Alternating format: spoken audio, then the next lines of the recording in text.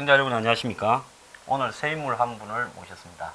네. 성모 정신과 의원의 김석범 원장님, 네, 안녕하십니까? 안녕하세요. 네. 김 원장님은 이 김성진 낭만 다트와 이 교대로 격주로 앞으로 저희 방송에 출연하시기로 하셨습니다. 네. 자, 원장님 앞으로 잘 부탁드리겠습니다. 많이 가르쳐 주십시오. 자, 본인 좀 병원 좀 소개하시고 본인 네. 소개도 좀 하시죠. 저는 고향이 전라도 광주입니다. 광주에서 고등학교를 졸업하고 대학은 가톨릭 의대를 졸업했습니다. 그래서 강남 성모병원에서 정신과 수련을 마치고 의정부에서 개원을 해서 지금 19년째 일하고 있습니다. 지역사회 많은 환자들을 돌보는데 제 나름대로는 열심히 하고 있습니다. 네. 병원이 19년이나 한 자리에서 하시다니 참 대단하십니다. 네, 원래 정신과는 초기 개업 3년 때까지는 봉직 월급이 안 나오거든요. 그렇지만 3년을 넘어서 망하지 않고 넘게 되면 롱런을 할 수 있습니다. 네, 그러면 네. 처음에 3년에 이렇게 이 기본 비용이 이렇게 중단되지도 않을 때 네. 마음이 어떠셨습니까? 그때 저는 다행히 제가 의정부 성모병원에 근무하다가 거기에서 저를 믿고 따라와 준 환자들이 많이 계셔서 그 고생을 겪지는 않았습니다. 아, 다행이시네요. 네. 자, 요즘 우리 사회의 젊은 청년들은 미래가 불안해서 또 나이가 드신 어르신들은 또 가족에게 버림도 받고 이러면서 마음에 이렇게 병이 든 분들이 많으시지 않습니까? 네, 네. 그래서 이제 소울 닥터, 이제 사람의 이 정신과 영혼을 네. 치유하신다는 별칭을 가지신 원장님께서 지금 우리 사회에 나타나는 이 가장 큰 정신병리학적인 문제가 뭐라고 생각하십니까? 제가 외래에서 환자들을 보면서 제일 답답한 거는 이제 정신과가 지금 현재까지도 정신과 진료를 받는 것에 대해서 낙인에 대한 우려들이 많아서 정신과를 꼭 찾아와 주셔야 될 분들이 못 찾아오고 계십니다. 그래서 전 세계에서 우리나라가 자살률이 1위이지 않습니까? 예. 이런 부분들이 해결되려면 저는 제일 먼저 국민들에게 정신과라는 곳이 정신에 문제가 있는 낙인이 찍히는 곳이 아니다라는 그런 부분과 그리고 언론에서 유명인들이 자살을 했을 경우 그거를 자살 방법을 구체적으로 보도하는 그런 일들을 자제해 주셨으면 하는 바람이 있고요. 정신과 진료를 받는다는 것은 인격 수양을 정신과 의사와 같이 환자가 같이 해나가는 과정으로 보시면 됩니다. 편하게 생각하시고 항상 정신과 문을 두들기시면 본인들이 불편했던 거를 해결하는 데 큰 도움이 되실 수 있습니다. 자, 제가 영화에서 보면요. 네. 이렇게 소파 같은데 반쯤 이렇게 기대거나 누워다시피 해서 네. 영화 무간도에도 보면 네. 그런 모습이 나오고 얼마 전에 또 영화가 하나 있었는데 저 제목이 잘 생각이 나지 않는데 네.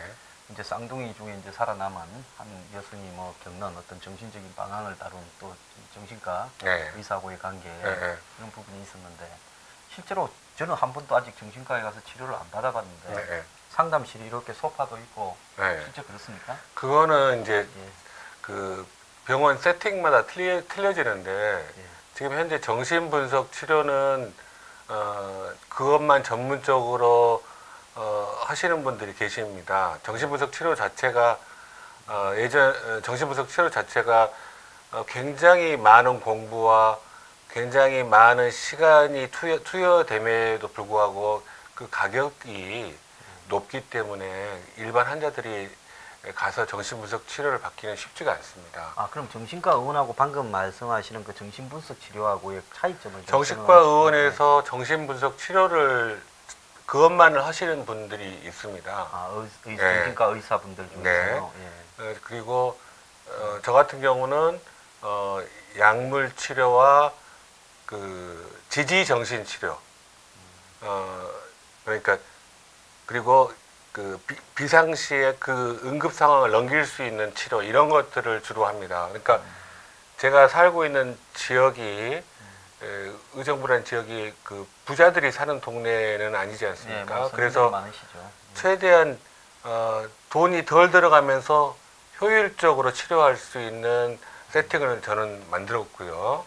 그다음에 예를 들면 서울 강남 같은 곳에서 개원하신 분들 중에서는 그 정신 분석 치료만 해서 그거는 환자와 의사가 그 진료비를 계약을 하는 체제로 움직여지거든요. 두 분이 그냥 네. 의료보험 체계를 넘어서서 의료보험 체계에서 벗어나- 최근에 빠졌습니다. 그래서 예. 뭐 한 세션당 뭐 10만 원, 20만 원, 보통 뭐 30만 원 그렇게 계약을 해서 하는데 이제 정신분석 치료는 실제로 프로이드가 처음 시작을 했는데 정신분석 치료는 기간이 굉장히 치료 효과가 나타나는데 오랜 시간이 걸립니다.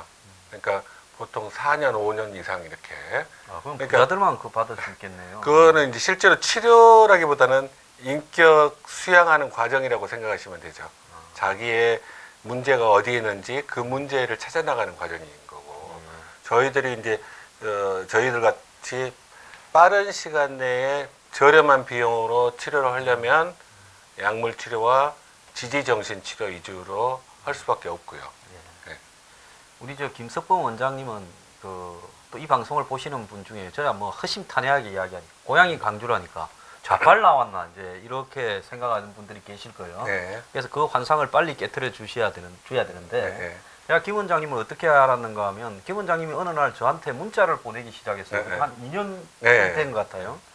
근데 주로 이제 이 벌어지고 있는 이 보수 이런 진보 이런 논쟁에 관한 부분에서 아주 보수적 시각으로 그 저한테 문자를 보내시는데 그 의사분 중에서 이런 보수적인 이슈에 대해서 이렇게 관심을 가지고 계신 분이 있나 하고 제가 참 대단하신 분이구나 생각했는데 제 전화번호는 어떻게 우리 오늘 처음 뵀지 않습니까? 네. 어떻게 하시고? 그 예전에 그 출연하셨던 배종찬 씨, 예, 배종찬 씨. 예. 배종찬 씨하고 저하고 그 전에 이제 예. 종편에서 같이 출연도 했었고 그 다음에 식사도 같이 한 적이 있고 그래서 예. 배종찬 씨한테 물어봐서 알게 된 겁니다. 예. 그래서 보니까 과거에 뭐 깨놓고 이야기를 하죠. 또 이 새누리당에도 예, 예. 예, 그렇게 예, 부대변인을 하셨대요. 네, 예. 정치를 한번 하시려고 하셨네. 네, 예, 그렇습니다. 근데 이제 역량이 부족해서 아이고 근데 어떻게 저기 고향이 또 강주시고 네, 예. 이런 분이 보수적인 시각을 가지고 또 새누리당에서 정치를 하려고 하셨는가? 그러니까 그런 저는 부분이, 예.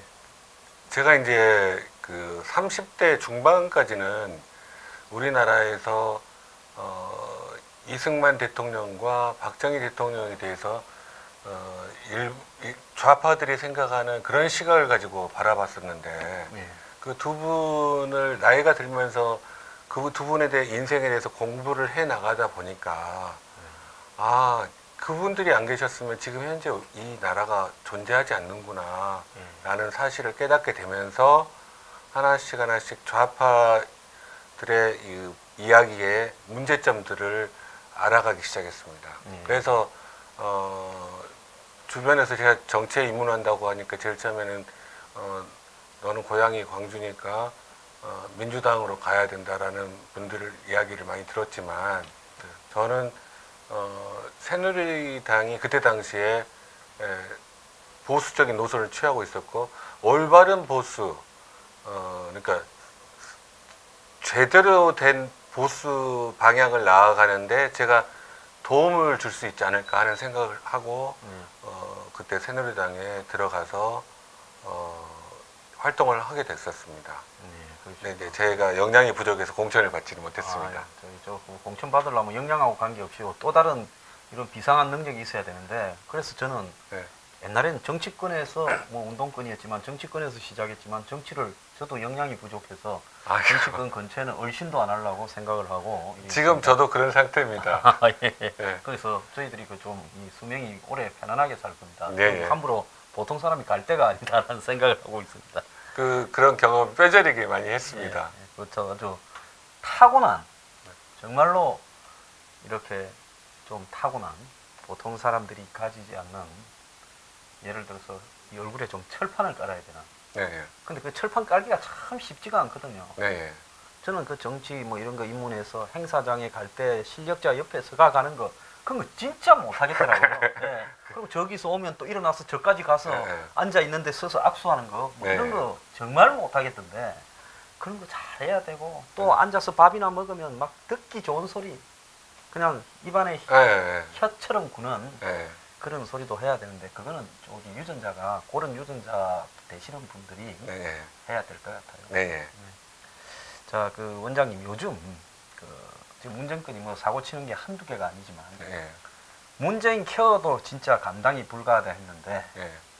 이제 지난주 들어서 지지율이 폭락하니까 네. 이제 갑자기 무슨 생맥주 미팅이니 뭐 또 시작을 하더만은 이제 우회전을 또 해요. 네. 노무현 정권이 했던 짓거리하고 똑같은 짓을 하고 그렇죠. 있어요. 그렇죠. 네.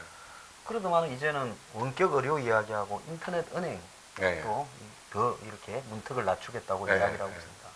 근데 뭐 인터넷 은행이야 그렇다 치고 원격 의료 문제에 대해서 네. 원장님이 원격 의료에 대해서 보시는 시각을 한번 이야기를 해주세요. 제가 그 삼성 원격으로 이야기가 나오면 꼭 삼성이 나옵니다. 제가 그 그러니까- 이야기를 해도 네. 제가 이야기하면 사람들이 잘 안 믿어서 내가 네. 억울해 죽겠어요. 네. 그래죠? 저 원장님도 들으셨죠? 네, 우리 오늘 처음 만나요? 네. 원격으로 이야기가 나오면 나오기 시작한 뒤부터 항상 그 다음에 연결된 고리가 삼성입니다. 삼성이 그 원격 의료를 통해서 새로운 먹고 살려고 하는 새로운 기업을 외국을 통해서 외국에서 돈을 벌어들이는 쪽보다는 국내 시장에서 그 원격 의료 시장을 장악해서 그걸로 이 다음 후세대 삼성의 다음 세대 먹거리 산업으로 만들려고 한다라는 그 말들이 많았었는데 한동안 이제 들어갔다가 이번에 삼성이 180조 를 투자한다라는 말이 나오면서 바로 원격 의료 이야기가 나오기 시작한 게 또 삼성과 관련이 있겠구나라는 생각이 들었습니다. 그게 어떻게 흘러갈지는 저는 뭐 확실한 팩트는 없지만 그 제가 드리고 싶은 이야기는 우리나라 같은 나라는 원격 의료가 될 수 없는 나라입니다. 왜냐하면 의사가 없는 그 지역이 거의 없습니다. 의사가 없는 지역이 없고 집에서 5분, 10분, 15분 거리에 병원들이 대부분 있고 그 다음에 원격으로 기술을 꼭 사용해야 될 곳은 예를 들면 교도소라든지 군부대라든지 아니면 그 낙도 섬 이런 데 원격 의료가 필요할 수 있습니다. 근데 그런 부분을 가지고 삼성이 원격 의료를 추진한다고는 생각하지 않습니다.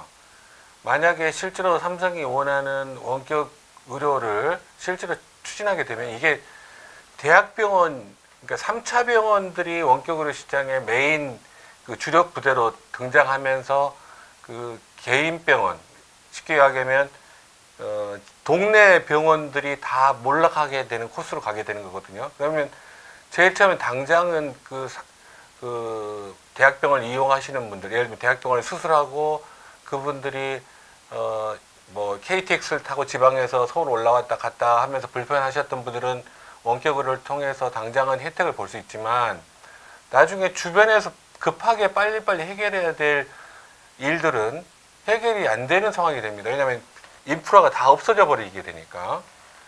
그러니까 이런 부분들은 좀 그 정치권에서 좀 심각한 새로운 신산업으로 생각하려면 예를 들면 호주나 또는 캐나다, 미국, 러시아, 캐나다 이렇게 영토가 넓으면서 그 인구가 적은 지역에서 그거를 상용화시키는 모델을 만들어야지 이렇게 좁은 나라에서 의사들 숫자도 굉장히 많은 나라에서 이게 과연 원격 의료를 추진하려고 하는 그 이유를 잘 모르겠습니다. 결국 그 동네 병원들이 몰락하게 되면 그 영향은 대부분의 서민들이 크게 받을 수밖에 없습니다. 지금 우리나라 건국이후에 지금까지 의료는 주로 의료법인들이 하게 돼 있지 않습니까? 네. 그래서 의료복지법인들이 병원을 하는 거지 일반 자본을 가졌다고 내가 회사 만들듯이 병원은 만들지 못하도록 네. 돼 있지 않습니까? 네. 국가가 그렇게 한 이유는 병원 사업이라는 특수성이 있기 때문에 그렇게 했을 거라고 보는데 그렇죠. 네. 그건 왜 그러니까 지금 현재도 그 의료법인처럼 만든 가짜 병원들이 있습니다. 사무장 병원, 예, 요양병원들. 예. 사무장 병원들이 어마어마하게 많은 부정 청구를 해가지고 거기에서 그 건강의료보험을 많이 그 돈을 거기서 많이 가져가 버리기 때문에 지금 그 건강보험 재정 문제에서도 문제가 생겨서 지금 그걸 단속을 계속 강화해 나가는 중이거든요. 그래서 영리화 시키는 부분들이 결국은 이익만을 추구하게 되면 그 일반 사업처럼 이익만을 추구하게 되면 결국은 그 피해가 고스란히 환자에게 돌아갈 수밖에 없는 거거든요. 그래서 의사들이 정확한 실제로 의사들이 돈만 안다고 일부 사람들이 이야기하지만 그래도 제 생각에는 주변 사람들 제가 정치한다고 여러 사람들을 많이 만나봤지만 의사들이 그래도 많이 순수하고 돈도 덜 밝히는 편이라고 저는 생각합니다. 네. 근데 그걸 갖다가 이 병원을 일반 영리시장, 네. 즉 지금 어떻게 보면 한국은 지불 체계가 공영제이기 때문에 네. 그러니까 이 병원은 다 공영은 아니고 민간 병원이 많고 한 20% 10몇 프로는 이 정부 공영 10% 정도 10% 공영 병원인데 그렇지만 그 병원의 가격을 갖다가 이 정산해 주는 시스템은 네. 이 공영제도 아닙니까? 그렇죠, 그렇죠. 그래서 전체적으로 봤을 때는 중공영제를 운영하고 있는 국가 아닙니까? 네. 그죠? 네. 그런데 이걸 갖다가 무너뜨리기 위해서 노무현 정권 때부터 집요하게 네. 그때도 삼성공화국이라는 이야기가 좌파 진영 내에서 바다했지 않았습니까? 네. 그래서 이제 그때도 그 이 영리 병원 도입을 네. 시도하고 또 보험 민간 네. 보험의 영역을 확대시키고 네, 그렇죠. 실손보험 예. 또 청와대 TF도 만들어지고 그러면서 그때도 삼성이나 대기업들이 지금 이 시장에 참여하려고 병원 네. 시장에 저 한번 보십시오, 그죠? 호텔 있고 한국 네. 최고에 그 다음에 또 대학병원 있고 대학병원이니까. 네. 그 다음에 그 의대 병원 가지고 있고 네. 또 생명보험회사 있고 제약회사도 있고. 제약회사 있고 의료기기회사 네. 있고 네. 또 그걸 갖다가 용격 의료를 하려면 IT 시스템 네. 플랫폼부터 시작해서 이 디바이스까지 네. 다 있잖아요. 그렇죠. 컨텐츠부터 소프트웨어까지. 그래서 거기는 준비 다 해놓고 이제 시작만 하면 네. 싹 쓸어버릴 준비가 돼 있지 않습니까? 그리고 그 다른 대학병원들도 다 그 시스템을 다 만들어 놨습니다. 지금 현재. 그래서 지금 대학병원이 있는 대학을 갖다가 대기업들이 인수를 하려고 네. 몇 년 전부터 좋은 대학병원이 있는 대학을 인수하려고 애를 썼잖아요. 네. 그래서 이거 하면 딱 할 수 있는 업체가 한 네. 서너 개. 네. 그렇게 이제 이 한국의 이 병원, 그러니까 의료 시장이 이 서너 개로 이렇게 가버리면 과거에 우리가 대형 마트가 들어와서 동네 상권을 초토화시켜버린 일이 그렇죠. 이 의료계에서 벌어지겠습니까? 안 벌어지겠습니까? 그 당연히 벌어지죠. 그 저는 우리나라 우리 국민들이 쉽게 우리나라 의료보험 제도가 제가 봤을 때는 세계에서 현재 제일 좋은 제도로 잘 만들어져 있고 그 다음에 방송에서 자꾸 재난적 의료비라는 이야기를 하는데 지금 현재 의료보험 제도 하에서 재난적 의료비는 없습니다. 또 그런 대상은 보니까 동사무소나 네. 구청이나 이런 데서 또 의료비 지원도 네. 다 있더라고요. 기초생활수급자나 이런 사람 별도로요. 제가 최근에 어떤 환자를 봤냐면 남편이 간 이식 수술, 심장 이식 수술 두 가지를 같이 했어요. 근데 의료 그 기초 수급 대상자예요. 네. 그 삼성의료원에서 수술을 했더라고요. 예. 그러니까 얼마나 그 돈이 들면 그렇게 그 심장 이식 수술, 간 이식 수술을 할 수 있겠습니까? 거의 그 기초의료 수급 대상자 그렇게 혜택을 볼 수 있는 제도를 가지고 있는 나라가 어디 있겠습니까? 없습니다. 아프면 미국 같은 나라는 안 걸리면 1년에 한 9만 명이 죽어버린다더라고요. 치료를 못 받고. 네. 그래서 제 유튜브에 댓글에 보면 미국 사시는 분, 영국 사시는 분, 캐나다 사시는 분, 호주 사시는 분, 프랑스 사시는 분 전부가 다 교민들이 한국만큼 좋은 의료 다 시스템을 옵니다. 다 와. 보지 못했다는데 지금 문재인 케어를 가지고 동네 병원을 죽이려다가 네. 이제 문재인 케어에 하나 더 해가지고 원격 의료까지 죽여버리면 네. 이거는 그냥 솔직히 말하면 한 2, 3년 안에 동네 병원들은 다 사라져버리는 거 아니겠습니까? 그렇죠. 그러니까 저기 뭐냐 쉽게 이야기하면 예전에 저 어렸을 때만 해도 그 맹장 수술을 개인 병원에서 많이 했었습니다. 근데 지금은 다 동네 병원에서 하고 네. 거기 입원했었어요. 네, 네. 지금은 맹장 수술 개인 병원에서 못 합니다. 요즘 또 제왕절개도 점점 그 개인 병원에서 못 하는 추세로 바뀌지 않습니까? 분만도 마찬가지고요. 이런 과정들이 결국은 이 의료 체계를 왜곡시키고 결국은 지금 현재 아주 좋은 시스템이 붕괴되는 조짐이 서서히 나타나고 있는 겁니다. 그래서 지금 현재 수술하는 과의 그 지원자들이 전공 지원자들이 별로 없습니다. 고생은 고생들 하고 실제로 어떻게 그 대학병원에서 전부 개업이 안 되니까 외과 의사들은 개업이 안 되니까 선배들이 층층 시야로 다 있잖아요. 그러면 밖으로 나갈 수밖에 없는데 밖에 나가서는 수술할 공간이 별로 없게 돼버린 겁니다.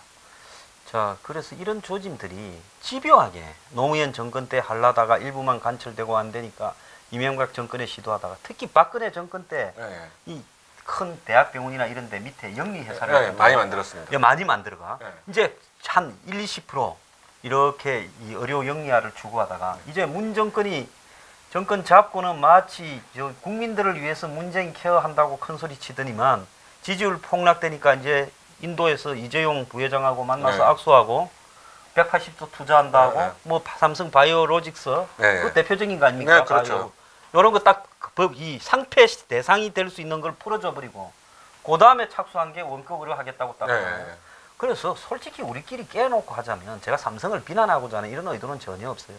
원격 의료 삼성 때문에 한다고 한간에 이거는 뭐 비밀도 아닌 이야기 아닙니까? 네, 그렇죠. 예, 그런데 이런 부분에 대해서 어디서 협회는 원격 의료 아니 문재인 케어 투쟁한다고 뭐 빵에 가겠다고 회장님도 되셨는데 문재인 케어가 데미지가 한 30%라면 원격 의료는 한 7, 80% 되는 초토화되는 거죠. 네, 데미지인데 네. 그 의사분들께서 이거 좀 지금 현재 해야 되지 않습니까? 그렇죠. 굉장히 심각하게 원격 의료가 실제로 추진이 공식화되기 시작하면 문재인 케어보다 훨씬 더 강하게 그 의사들이 반발할 수밖에 없습니다.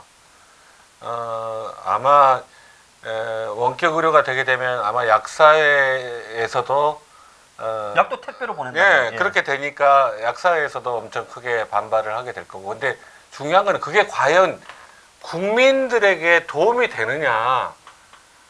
오히려 당장 병원 안 가도 진료받을 수 있다는 편한 것 같지만 그 우리나라의 의료 인프라가 다 망가져 버리게 되는 그런 상황을 처리할 수 있기 때문에 굉장히 이 부분은 아마 의사협회에서도 굉장히 강하게 실제로 추진이 된다면 반발을 할 것으로 저는 생각합니다. 지금 현재 그 민주당에서 의료 영리화, 원격 의료 둘 다 그 야당 시절에 반대해 왔지 않습니까? 지금까지 그렇게 해왔었기 때문에 설마 그렇게 생각하고 있을 겁니다. 아니 전혀 아니고요. 9월 달에 정기국회에 통과시키겠다고. 이 정권은 아주 그냥 못된 짓은 빨리 해요. 예. 번개 같은 속도로. 그래서 9월 달 정기국회에 통과시키겠다 그러고 저 멍청한 한국당 인간들은 이것이 마치 대기업이 관련돼 있는 문제니까 그들은 대기업이 관련되면 무조건 보수를 팔잖아요. 아니 재벌하고 보수하고 뭔 상관이 있어요. 그래서 찬성하고 있고 옛날에도 찬성했어요. 그리고 지금 민주당 의원이나 그 정의당 한 21명인가는 다 반대했는데 이 사람이 다 찬성으로 지금 돌라고 한다는 겁니다. 목을 쓰고 반대하던 사람들이 청와대에서 지시가 떨어지니까 다 찬성으로 돌고 있대요. 인터넷 은행도 그러고요. 그래서 지금 가만히 보면 반대할 사람이 지금 별로 없어요. 국회에서. 그렇다면 이걸 갖다가 저지시키려면 의사나 약사 단체들이 들고 일어나가고 또 더 나아가서 문재인 정권이 절대로 의료 영리하러 가서는 안 된다. 이런 부분을 목을 메고 싸우던 참여연대나 좌파 단체들도 다 반대해야 돼요. 그렇죠. 근데 지금 청와대가 장하성이나 이런 사람 시켜서 좌파 단체 반대하지 말라고 다 틀어막으려고 그러고 그러면서 이 문제를 번개불에 콩과 묻듯이 한껏 해줘 버리려고 지금 작정을 하고 있는 것 같은데 경제 살린다라는 미명하에요. 이제 경제가 어렵지 않았으면 또 다른 핑계를 대고 했을 건데 이제 어려우니까 경제 살린다 이러는데 근데 만약에 10년 뒤에 원격 의료 2030년에 한번 상황을 우리가 SF 영화 보듯이 네. 보자면 어떤 상황이 벌어져 있겠습니까? 2030년에 원격 의료가 도입되고 12년이 지난 서기 2030년. 그렇게 되면 지금 현재 이제 원격 의료로 경제를 살린다라고 이야기를 하는데 원격 의료를 일단 시행을 하면 동네 병원에 취업되어 있는 뭐 의사, 의사, 간호사, 간호조무사, 물리치료사, 기사. 임상병리 기사 이런 인력들이 전부 설 자리가 없게 되는 거가 되거든요. 그것만으로 또 일자리가 어마어마하게 많이 없어질 거고요. 왜냐하면 원격 의료라는 거는 대형 병원에서 그 인력을 따로 뽑아서 그것만 하루 종일 원격 의료만 하게 하는 시스템을 만들 가능성이 높다고 예측이 되기 때문에 그런데 실제로 저는 이렇게 생각하거든요.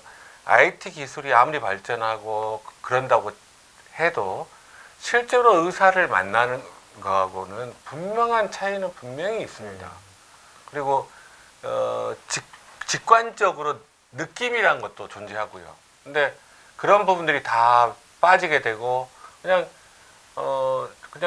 계속 그리고 문제는 또 뭐냐면 지금 전번에 예전에 원격으로 추진한다고 했을 때 이야기가 됐던 게 각 집마다 그 원격 의료를 할 수 있는 시스템을 또 사게 만든다고 구입을 뭐 할부라든지 뭐 이렇게 해가지고 사게 만들어서 그 기계를 파는 회사들은 돈을 벌겠지만 실제로 그런 것들을 생각해 보면 아직은 그리고 저는 2032년이 돼도 실제로 우리나라에서 원격 의료가 꼭 필요한 교도소, 그다음에 도서 상간지역, 그다음에 의사 손길이 닿기 어려운 군 부대 이런 데를 제외하고는 실제로 별 크게 도움이 되지 않을 걸로 생각합니다. 경제에도 물론 크게 도움이 안 되고요. 만약에 삼성이 진짜로 원격 의료를 가지고 수익을 창출하고 싶으면 우리나라에서 군 부대, 낙도 그런 데서 시스템을 설치해서 돈 안 되는데 삼성이 서비스 차원에서 해서 다 연결해서 해보는 게 되는가 그렇죠. 시스템이 네. 그것만 체크하고 나머지 그게 필요한 나라 가서 팔아먹으면 될 거 아니에요? 그렇죠. 그렇게 해야죠. 그걸 원하는 나라들이 많지 않습니까? 그 호주라든지 아프리카도 미국. 그렇고 그죠? 예, 예. 저는 그렇게 해야지 우리나라 지금 현재 대학병원들마저도 영리 회사를 만들어 가지고 그렇게 그 원격 의료를 준비해 왔던 과정을 제가 봤을 때 만약에 그게 원격 의료가 실제로 실현이 되면 동네 의사들, 동네 약사들 오갈 데 없이 되고 의료 인프라는 다 망가지게 된다. 그렇게 생각하시면 되는 것 같습니다. 이게 제가 볼 때 집집마다 공기청정기나 또 정수기 같은 거 요즘 안 놓을 수 없어가 다 놓고 사시잖아요. 원격 의료가 되면 아마 원격 의료를 갖다가 하는 디바이스 장치를 모니터를 다 구입. 텔레비나 컴퓨터로는 안 된다. 지금 컴퓨터로 할 것 같죠. 천만의 말씀요. 거기에 뭐 손가락을 갖다 대서 측정하는 어쩌니 하면서 그 디바이스를 집집마다 렌탈을 시켜가 렌탈료가 어마어마하게 나올 겁니다. 그러면서 이제 거기에 한번 종속되기 시작하면 그 코드, 그 카드 이런 걸로 가지고 이제는 그걸로 갈게 될 거고요. 그러면 의사는 최소화시키고 이제 실제로 이것만 전담하는 네. 뭐 의료진이나 전문 인력들 이런 사람들을 가지고 이제 가게 되면 동네 병원들 다 사라지고 2030년에는 그러면 진짜 원격 의료로 안 되는 부분 수술이라든지 더 심한 이런 치료나 진단을 받아야 될 부분은 병원에 가면 이제 동네 병원들 다 사라졌으니 돗대기 시장 마냥 그렇죠. 약속 네. 잡으려면 의사 만나려면 몇 달씩 기다려야 되고 진짜 부자들은 직접 부자들을 만나서 지금처럼 치료해주는 바로, 네. 사형 병원이 또 영리 병원이 네. 따로 생기고 그렇죠. 이렇게 되면서 아마 지금 이 시대가 얼마나 좋았던 시대인가를 땅을 치고 구애할 날이 100%올 거예요. 네, 그렇게 생각합니다. 근데 국민들이요. 무슨 원격 의료를 해서 경총, 정말 경총 나쁘다고 봐요. 37만 개 일자리를 만든다고 그 특정 대기업을 위해서 그런 허위 자료나 이런 걸 전달하고 자, 의사들이 정말 투쟁하셔야 되는 거 아니에요? 네, 그 투쟁하는데 저도 앞장설 예정입니다. 예, 이거요. 네. 정말 의사분들 정신 좀 차리시기 바랍니다. 네. 지금 문재인 정권이 동네 병원 다 없애버리고 결국은 국민 여러분들도 앞으로 의사 만나기가 죽기 전에 의사 한 번 못 만나고 돌아가시는 분들이 계실 거라고 저는 보고 있어요. 네. 자, 이 원격으로 하니까 열이 받네요. 네. 제가 이거 한국에 그래도 의료 시스템을 이까지 구축하는데 곳곳에 제가 손을 안 댄 부분이 없이 일을 네. 했던 사람입니다. 근데 지금 이거를 망치는데 순식간에 이렇게 가버리는 걸 보면서요. 정말 분노를 금할 수 없습니다. 그래요. 자, 원장님. 네. 이 정신과가 원격 의료에 제일 큰 피해를 볼 것 같아요. 제가 봤을 때.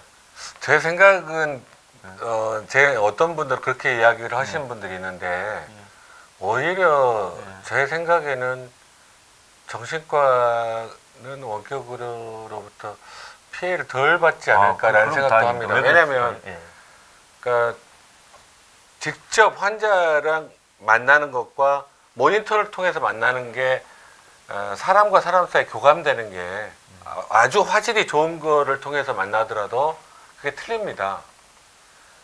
그래서 환자의 실질적으로 어려운 부분들, 제일 정신과 의사가 제일 잘해야 될 부분이 공감이거든요. 공감. 그렇죠.